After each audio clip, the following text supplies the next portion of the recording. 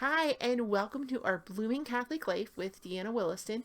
And this week we've been talking about waiting on the Lord and what that means. We've also been looking at several Bible verses. So you don't need to have them. If you want to watch the earlier videos, you can go ahead. I'll try and put those up here. And you can watch them quick if you'd like. If not, just join along and let's see where we can go with this. There's going to be some fun stuff at the end, so stay tuned to the end. So waiting on the Lord has been our theme. And it's really, we're kind of waiting.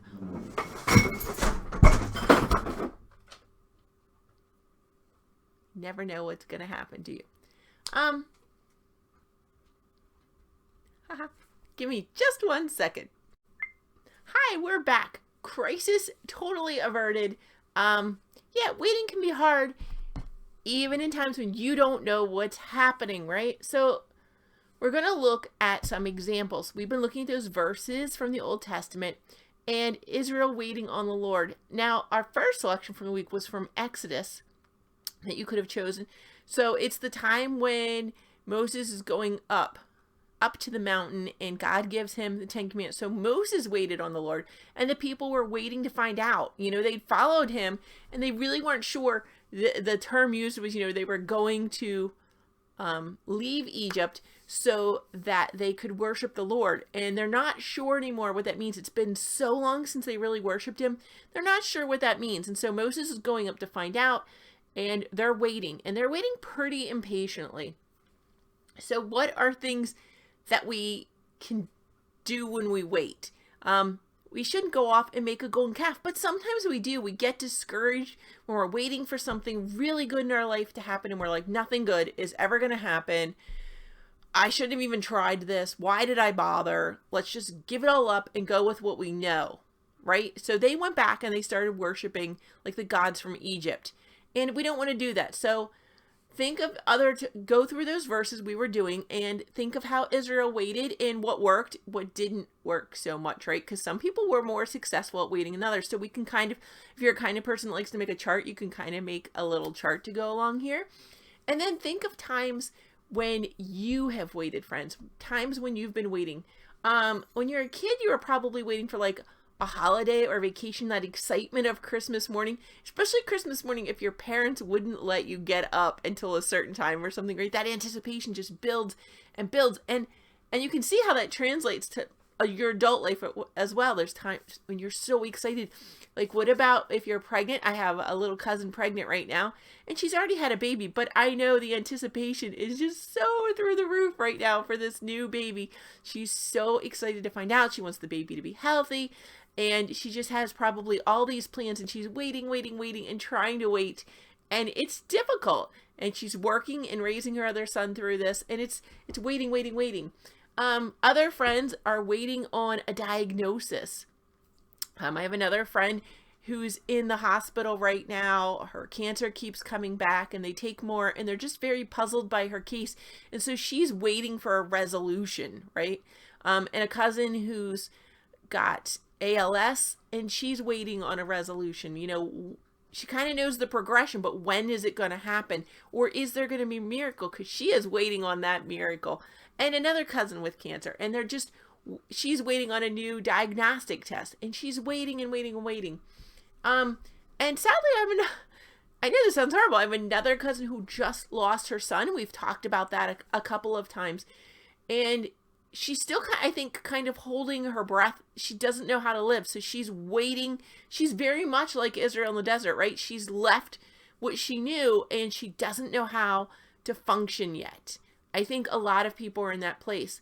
And you go and look at how people deal with this. And a lot of people deal with these things with foods. When you're waiting on a holiday, a lot of times you're getting ready. We just had Thanksgiving, right?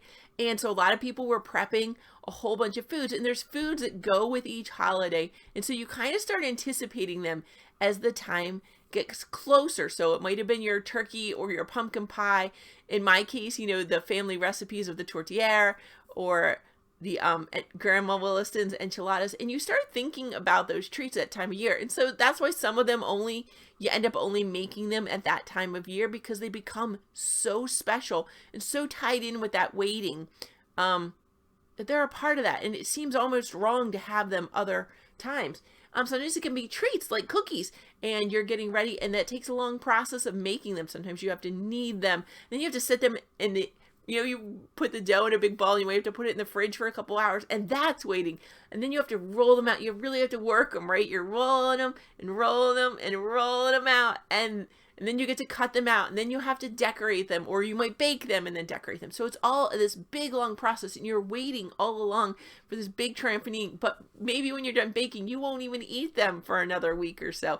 And so that anticipation is just building and building. And what do you eat when you're making cookies then? I don't know. You're probably still snacking on maybe stealing some dough and stuff, because that anticipation is just too much. And friends, when you're waiting on a baby, oftentimes people will bring you frozen food, but also treats. You're probably going to have some kind of cake at your baby shower, right? And you might start eating more healthy or allowing yourself treats, because the baby's going to start demanding things. You're like cravings, right? Your body is literally craving things. You might need like milk or some odd combinations just for your baby to get the nutrients they need while you're waiting for them. On a diagnosis, right, we're going to get a lot of stress eating. You could either be, okay, I'm just going to start doing the best possible healthcare routine while I'm waiting, and maybe by the time I get the diagnosis, I'll have already fixed it. Some people have that mindset, and the other kind, stress eat, mindlessly stress eat, or you may be like, it's not going to matter anyway, and you go ahead and eat whatever. And in times of tragedy, people do tend to bring casseroles over again, or you might be doing that mindless eating. A lot of times what I've done for families when they're somebody is in the hospital and it's end of life, or they're waiting, making the arrangements and all, I like to be the person who's making sure there's always coffee and always food ready. I know people are bringing casseroles by, but that's not always what you need. So make sure that there's breakfast foods out at breakfast, and that there's appropriate beverages out at breakfast. Make sure at lunch there's sandwiches, things that people can grab and go, so that they're not just mindlessly eating. And one of my friends shared the other day, her name is Sharon, about making bread in a time of tragedy, because you work it and you knead it again, like the cookies, and that helps to get some of that anguish out. That working on bread helps to get some anguish out, and then it rises, and you might get to punch it back down, and you do it again.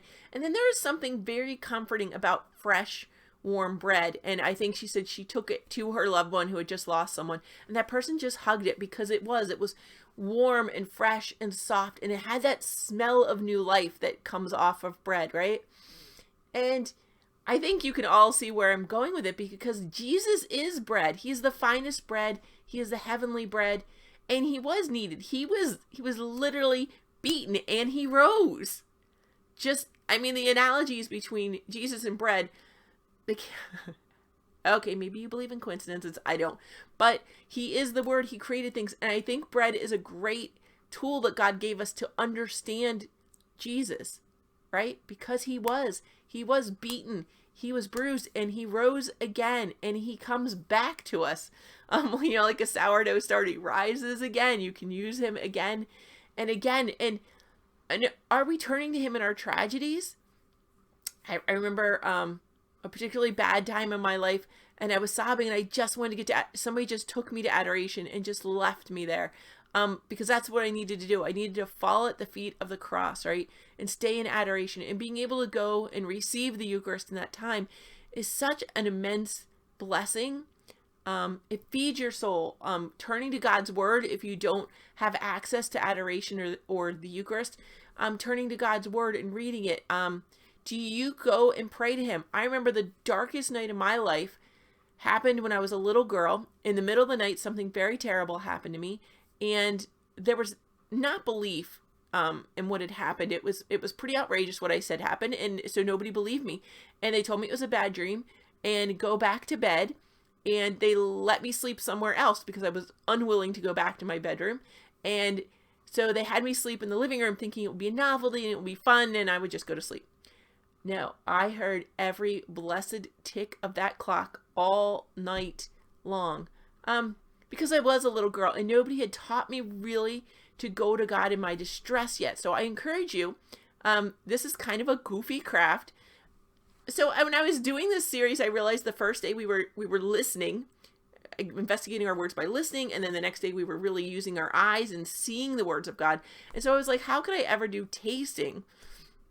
And so this is it. So today I saw a blog, I believe it was Big Catholic Icing. They had how to make an Advent hot chocolate. It's kind of funny, but it's more little kiddie than I wanted. It got me inspired though. So what can you do with waiting and food to teach kids these things and yourself? Because we all need reminded of this. And so I was trying to come up with things you could do while you're waiting. And one fun thing, if you're making cookies, say, and they're in the oven, that you could do to keep the little ones a little bit out of your hair, if you've ever made the Ziploc bag ice cream. So you need salt, right, and ice cubes, and your half and half cream and some sugar. You can go to, Ziploc actually has this on their website. And you have some Ziploc bags, so the ice and the salt is in one bag, and inside is all your ice cream ingredients. And you literally will sit there and knead it and knead it and knead it until it turns into ice cream. And so a fun thing to do, you could have your kids working on their Latin prayers, right? Ave Maria, gratia plena, and they could shake you could do stuff, and just, we all know we learn better. A lot of people are kinetic learners, so that could be a great way for your kid to work on a great poem or a new prayer for Christmas, right? And they could be there, and then when their cookies are ready, they also have some nice, fresh, cold ice cream to go with their cookies. And I thought that'd be really fun. And then I got to thinking, what about those kids who can't eat ice cream? So a Ziploc, oddly, also had this recipe on it, was a suggested one.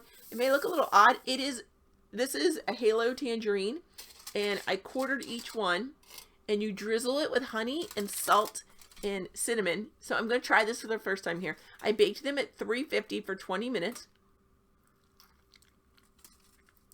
Oh my gosh. That is so amazing. Okay, totally need these at the holiday now. And I will tell you, my house smelled so amazing while you were baking. The last 5 minutes while they were baking, the house was filled with the smell of the orange and the cinnamon. This is amazing.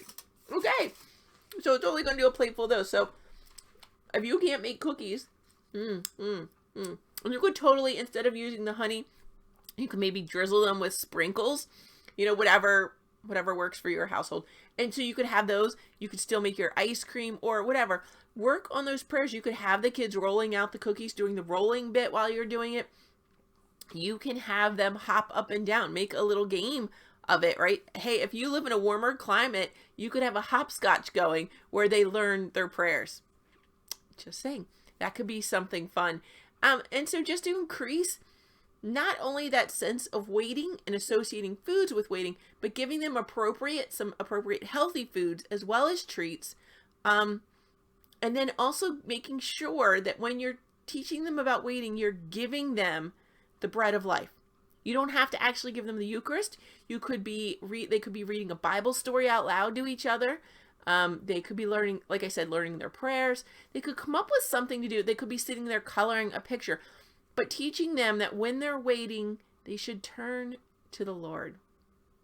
And this is going to be such a valuable skill that's going to stick with your kids for the rest of their life. And I think all of us need reminded of that from time to time. And so, yeah, go ahead and bake those cookies and casseroles and treats for those new moms, for the people who are grieving, for the people in the hospital.